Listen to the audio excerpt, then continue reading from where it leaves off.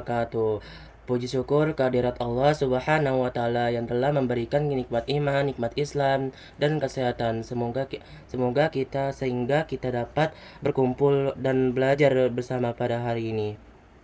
Salawat serta salam tak lupa kita curahkan kepada bimbingan Nabi besar Muhammad sallallahu alaihi wasallam, kepada keluarganya dan sahabatnya hingga akhir zaman.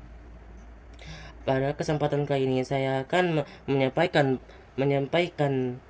tentang salah satu peristiwa penting dalam kesejarah Islam, yaitu Isra Miraj.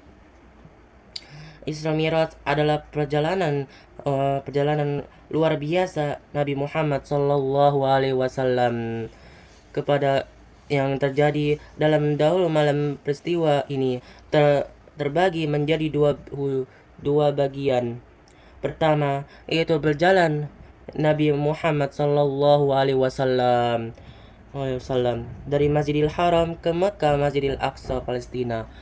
Dua, yaitu perjalanan Nabi Muhammad sallallahu alaihi wasallam Masjidil Haram, Masjidil Aqsa, naik ke langit hingga Sidratul Muntaha untuk menerima peristiwa langit dari Allah Subhanahu wa taala.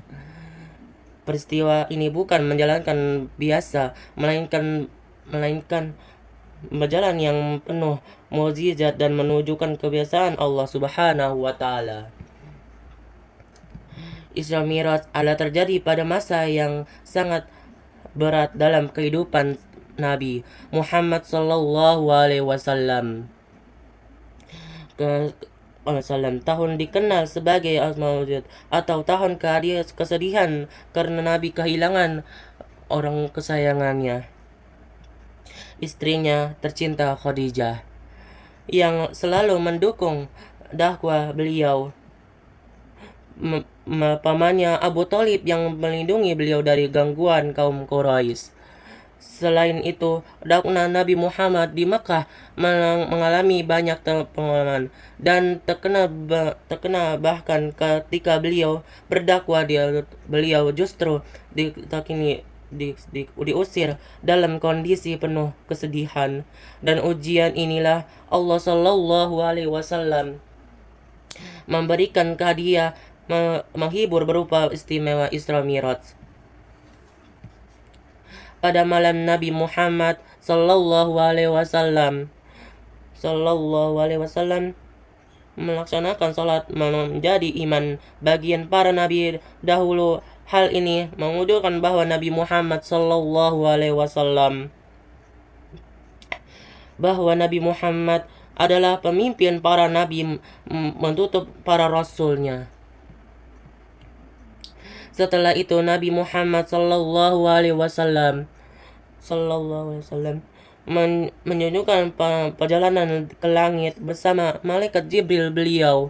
Beliau melewati beberapa lapisan langit dan bertemu dengan para nabi, dan antaranya langit pertama Nabi Adam, langit kedua Nabi Isa alaihissalam, Yahya, langit ketiga Nabi Yusuf alaihissalam, langit keempat Nabi Idris alaihissalam, langit kelima Nabi Yunus alaihissalam, langit keenam Nabi Musa alaihissalam, langit ketujuh Nabi Ibrahim alaihissalam.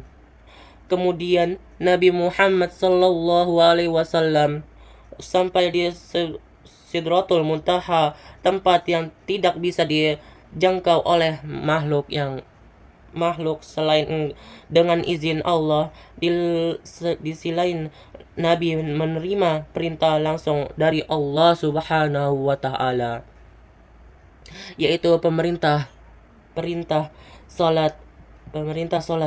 Awal Allah Subhanahu wa taala mewajibkan salat 50 kali sehari. Namun atas saran Nabi Musa alaihissalam, Nabi Muhammad sallallahu alaihi wasallam kembali mohon sehingganya kepada Allah Subhanahu wa taala hingga akhirnya kewajiban salat ditetapkan menjadi waktu sehari, namun pahalanya tetap seperti 50 kali sehari. Inilah bukti kasih sayang kepada umat Nabi Muhammad Sallallahu Alaihi Wasallam menjadi ibadah yang sangat istimewa karena diterima langsung oleh Nabi tanpa pengaturan wahyu bumi.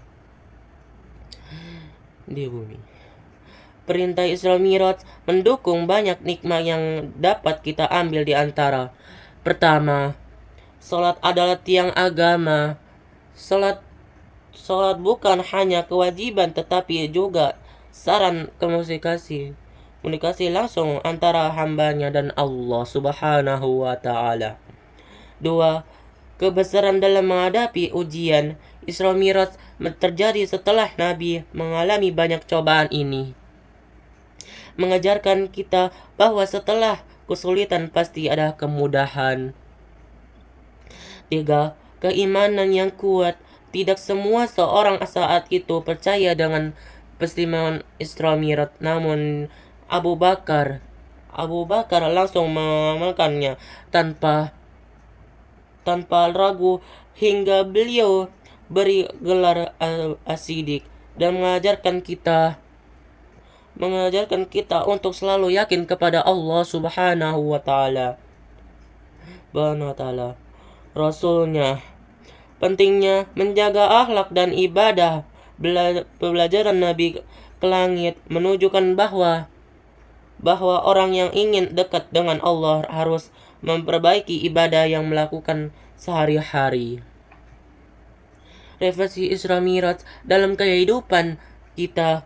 Di zaman sekarang ini kita sering sibuk dengan sekolah, pekerjaan, media sosial dan berbagai aktivitas lainnya. Namun, peristiwa Isra Mi'raj mengingatkan kita bahwa sholat tidak boleh ditinggalkan sebagai sibuk pun kita.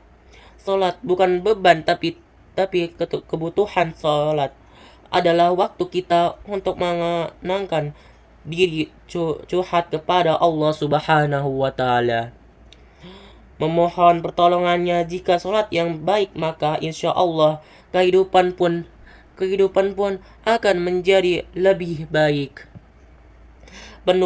Sebagai penutup, mari kita jadikan peringatan Isra Mi'raj bukan hanya sebagai penyataan tetapi sebagai penuntun untuk memperbaiki diri, terutama dalam sholat yang akhlak. Semoga kita termasuk umat yang selalu menjaga sholat mengingatkan iman dan meladani akhlak Rasulullah Sallallahu Alaihi Wasallam. Demikian dapat saya sampaikan. Mohon apabila kekurangannya. Wassalamualaikum warahmatullahi wabarakatuh.